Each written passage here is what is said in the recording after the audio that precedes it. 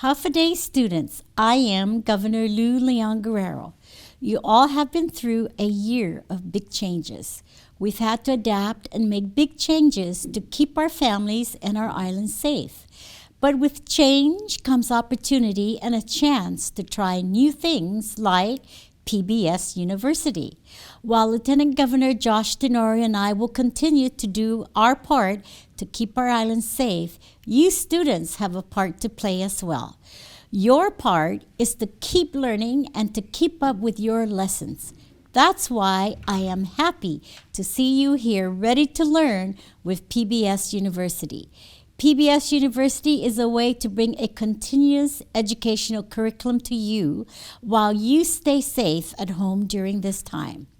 To help you keep up with your studies, we asked our friends at PBS Guam and the Guam Department of Education to put together this episode. Thank you for doing your part and have a great lesson.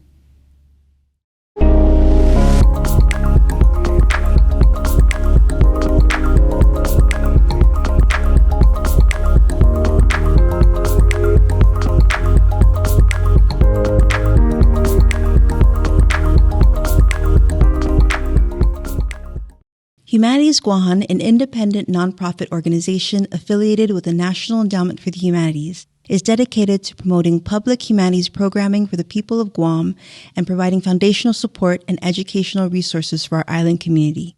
For more information about Humanities Guåhan, visit www.humanitiesguahan.org. The following webinar series is part of a project presented by Humanities Guåhan entitled Unincorporated, Voting, Voices, and Visions Para Guåhan. This project explores CHamoru stories, experiences, and perspectives on civic engagement in relation to voting rights, democracy, political status, and CHamoru self-determination. Unincorporated consisted of the 5-part webinar series that took place from January through May 2021 and covered topics on the origins of CHamoru self-determination, the work of the Commission on Decolonization, the relationship between art and decolonization, and the role of the U.S. legal system as it relates to Guam's political status. The project culminated with the launch of an online and printed magazine distributed throughout the community, which consists of essays, creative reflections, and artwork exploring issues around Guåhan's political status and decolonization through the perspectives and historical and political experiences of the CHamoru people of Guåhan.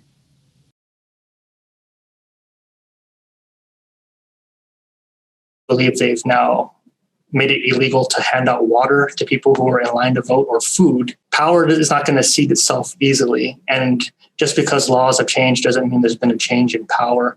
You need to shift the culture and the mindset to accept and to embrace changes as they occur.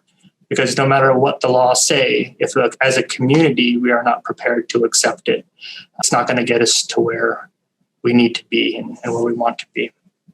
So I've put in a quote from Julian, who has a book coming out, but he's just kind of a good way of grounding us in all of us have a role to play, whether you're a lawyer, whether you're an artist, whether you're just trying to raise your kid to be informed, to be a critical consumer of information. I covered quite a bit there, and I'd be more than happy, Vanessa, or if you have any questions or if there are any questions that have been submitted in the Q&A. Sure. Maybe I can go ahead and just pick up the context where you left off and we can do questions afterwards if we don't have any questions right now. Okay, so I'm going to pick up the conversation headed towards the direction of discussing what the impact of the insular cases are on our voting rights and self-government, self-determination efforts. And in order to frame the issue of what efforts should be made to move forward, what toppings we're going to do, what we're going to have, to use Leevin's analogy with self-determination and voting rights, we need to go over our previous efforts to resolve political status. And then I want to talk about what recent work has been done in the courts to address the insular cases and its impact on self-determination and voting rights. So I just have a very basic timeline that I'll try to move through quickly and interestingly. So 1973, so this is right after Guam has rejected unification with the NMI, the Northern Marianas Islands, in 1969. So the Guam legislature, in response, had established all these official commissions to study options and issue reports and recommend plebiscites for determining our political status. So 1973 was Legislative Status Commission was created. And the purpose was to really assess Guam's economic, social, cultural, political situation, our environmental situation, and see what is it that our island residents want? What are our needs and desires? And the 1973 Commission concluded that the most feasible option at that time for an improved interim political relationship was Commonwealth status, similar to Puerto Rico, and which the Northern Marianas were undertaking at the time. Then in 1975, we see that another political status commission is created, organize a plebiscite, and determine what it is that Guam wanted to do. But due to some political choices, it didn't include a Commonwealth choice. The purpose of the plebiscite was really with more an eye towards looking to whether Guam should adopt a constitution and some type of improved Federal Relations Act that would supersede or replace the Organic Act. And the 1976 plebiscite vote that resulted from that commission showed that 58% chose status quo with improvements, and then following that, 24% statehood. So right on the heels of that vote, Congress authorized Guam to go ahead and draft a local and federal relations act that was within the existing relationship that we had, our territorial relationship, but would replace the Organic Act. In 1979, Guam voters rejected the draft constitution that kind of came from that authorization. By the time we reach 1980, we're in a place where it's felt that there's a lack of understanding by the public on the various political status options by the general population. And so the result was a commission. They created another commission in 1980 to gauge the desire of people of Guam, but also have this component of education where they're going to educate the public. The first commission on self-determination was to educate the public on advantages and disadvantages of each of the statuses, and then again have a plebiscite to choose to his preference, between statehood, independence, free association, Commonwealth was included this time, the status quo. And at the time in 1980, this is when Guam had to decide, okay, well, who are going to be voting in this plebiscite? Who is the Self? And at this time, this is when the commission decides to define a CHamoru as the Self as those born on Guam before August 1st, 1950. The Organic Act passed, and then all descendants of those people. As a result of that plebiscite in 1982, we had majority choosing Commonwealth, 49%, then followed again by statehood.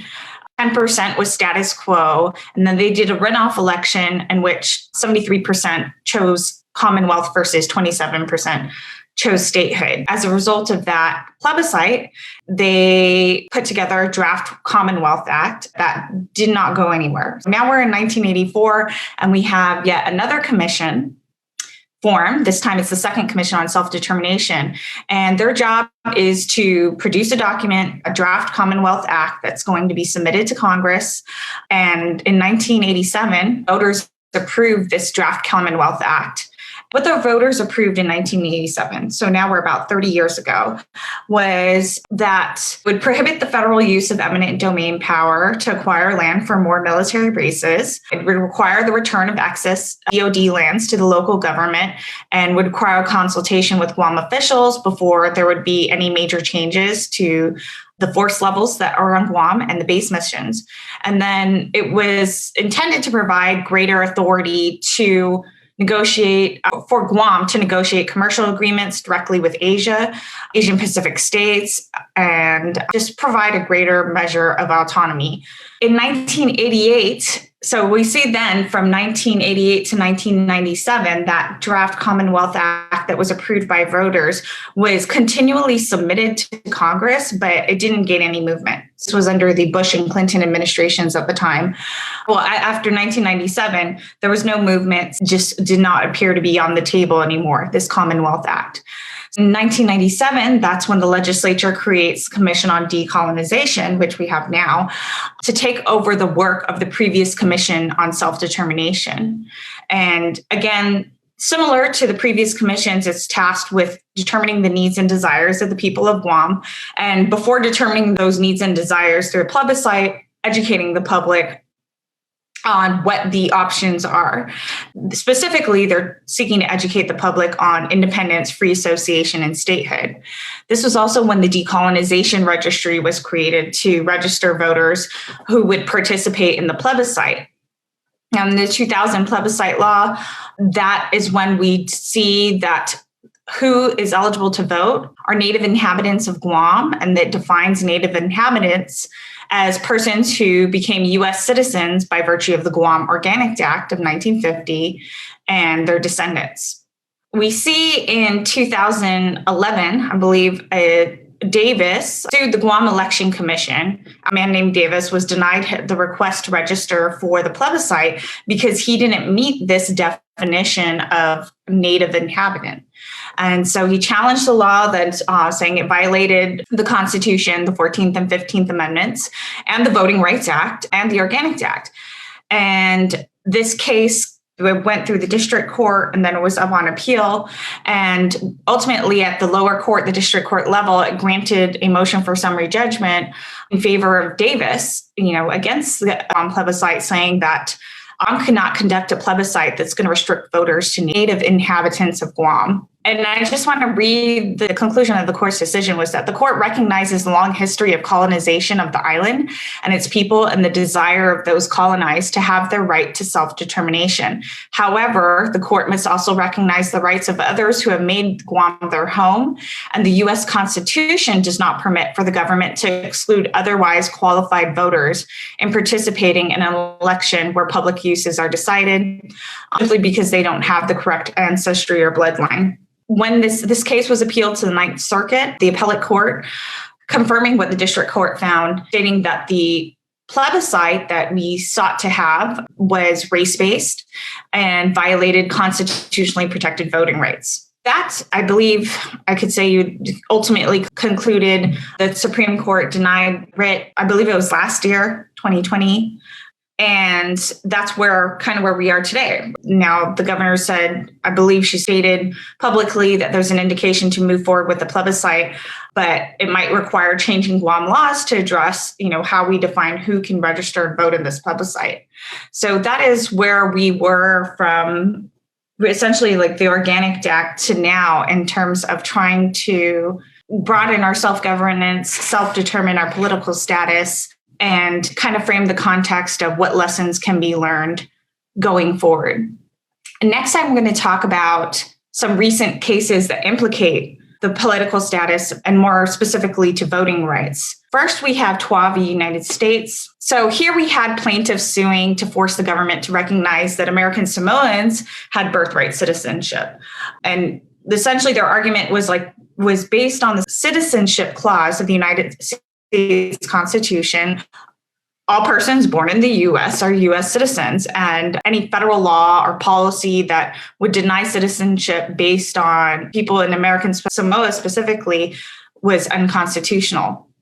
And the federal government argued against this and said that Congress has the power to exclude these Americans who are born in U.S. territories from the constitutional guarantee of citizenship based on the insular cases. And Court of Appeals for the District of Columbia ruled in favor of the government and said that the citizenship is not guaranteed to apply to unincorporated U.S. territories. Next, we have Segovia v. United States. So Segovia was a federal voting rights lawsuit that was seeking to expand voting rights in the U.S. territories, essentially arguing the right to vote does not depend on where you live. And there, the plaintiffs were citizens, U.S. citizens who were living in Puerto Rico, Guam, and the U.S. Virgin Islands. And they were denying very specific laws or challenging very specific laws that were denying them the right to vote, specifically the Uniformed and Overseas Citizen Illinois law that providing for voting of military and overseas voters. And we have Fitzsimano, the United States. So in Fitzsimano, we had a man who was born on U.S. soil in American Samoa. He was challenging that he was not being recognized as a citizen, but instead being labeled a national. The district court that this was heard in ruled that this denial of citizenship was unconstitutional.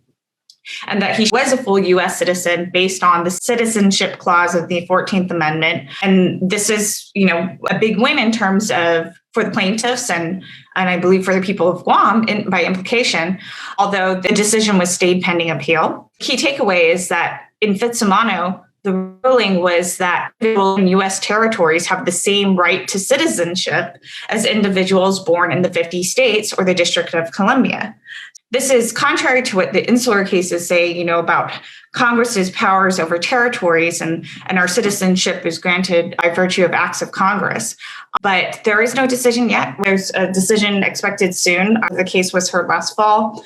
But either way, however, the 10th Circuit, where this was appealed, decides, this case is probably going to be appealed to the Supreme Court of the United States. And then let me mention Reeves versus Nago. So this is a case that I am local counsel for that is currently in the District Court of Hawaii. And this case is like Segovia, and that it addresses the issue that underlies these federal and state overseas voting laws, that U.S. citizens who are living in certain U.S. territories or in a foreign country can vote for president, and they have voting representation in Congress by absentee ballot. But if you're living in other U.S. territories, they cannot, namely Guam and the U.S. Virgin Islands. So in this case, we had former residents of Hawaii who are challenging the law, who are saying, if I had moved overseas to a foreign country, I'd still be able to vote as a former resident of Hawaii and have representation in U.S. Congress and vote for president. But just because I moved to Guam or the Virgin Islands, I can't. So that case is really, right now, we're in the very early stages. And so we have not reached the hearing on the merits yet. Just this past fall, we've had a very interesting case in the United States Supreme Court and a decision that resulted. And this was the Financial Oversight and Management Board for Puerto Rico versus Aurelius Investment. And so this case arose out of the legislation from Congress as a result of Puerto Rico's bankruptcy or insolvency. Back in 2016, when President Obama had signed a law that allowed Puerto Rico to declare bankruptcy, that law, PROMESA, or the Puerto Rico Oversight, Management, and Economic Stability Act, allowed them to restructure their debt. But in order to do that, they need to supervise Puerto Rico's finances. And so that law created a panel of 7 people kind of have oversight of finances, and it included people like an insurance executive, a bank chief executive, and a private equity manager, where you had Puerto Rico, who previously had the island's governor and their representatives deciding what they spend their money on, how they budget. Now this board, this private board, would have the veto power over the budget.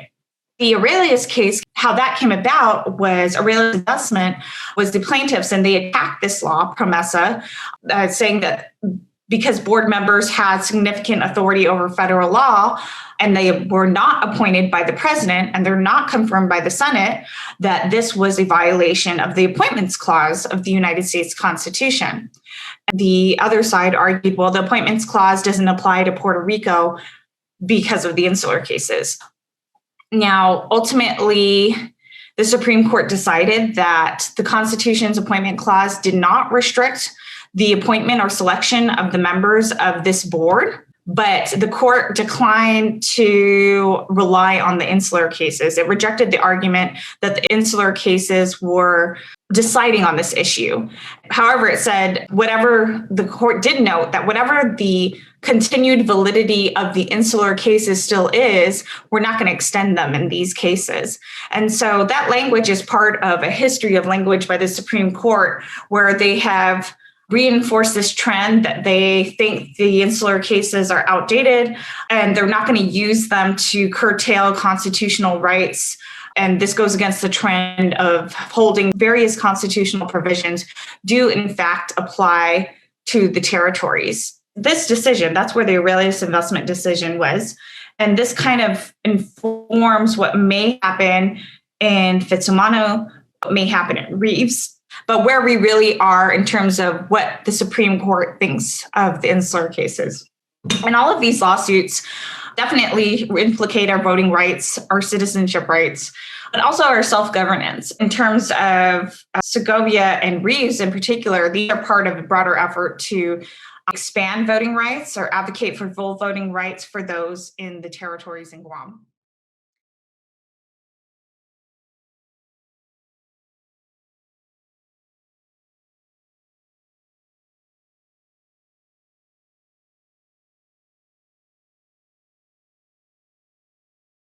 These webinars can be accessed on Humanities Guåhan's Facebook page. To view the online magazine associated with Unincorporated Voting, Voices, and Visions Para Guåhan, visit humanitiesguåhan.org/unincorporated.